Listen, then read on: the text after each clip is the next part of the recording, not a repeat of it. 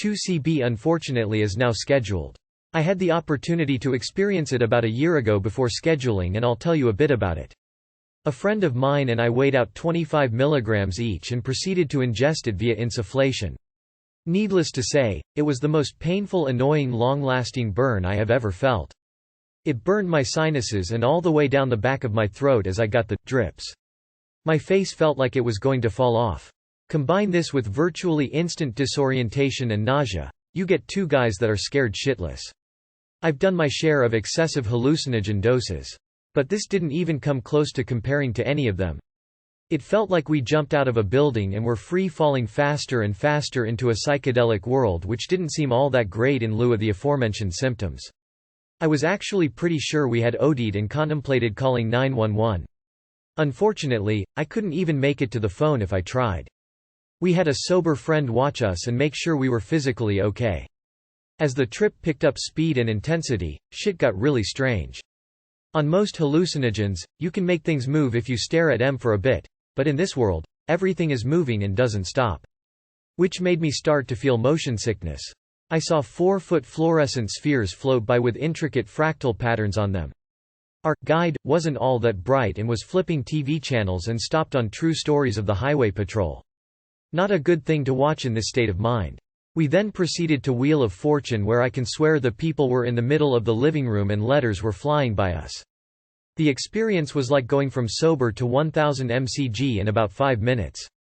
It was actually pretty scary because we both thought we'd finally done it and were gonna die. But we were too tweaked to express it. About an hour into it, we realized we were going to live, and the nausea and burning had for the most part subsided, save the fact that my nose and sinuses were swollen for about 2 days. After about an hour, it gets kind of like an intense LSD trip. The coolest thing is there is really no analytical game playing as with LSD, and you can pretty much discuss what's going on with a good deal of coherence. The effects dropped off pretty rapidly, and by the 4-hour mark we felt almost totally sober. I've done 2CB via capsule and have never had it affect me that way at even 2 and 3 times the dose. It's something I'll never do again because of A, the pain, and B, the intensity. It was too much too fast. I might eat it again though if it ever becomes in scheduled winking face. I did notice something interesting though. At sea level, a 20 mg dose is pretty mellow. Kinda like LSD but feels more like mescaline. Yet, we also did it at a campground in the mountains 6,000 feet up. It took under 20 minutes to hit orally, while at sea level it was over an hour.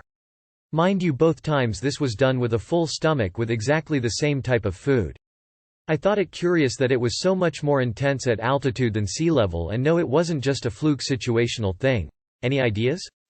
Have fun. Good luck and be careful. If you're gonna snort it, be prepared for lots of pain and a 50% chance of hurling.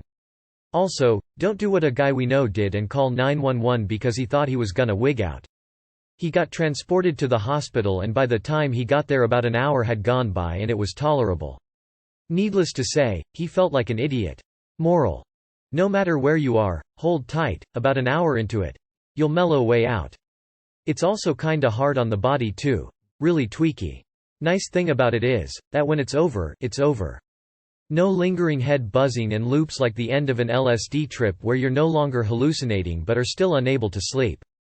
This stuff has a really sharp peak and drop off.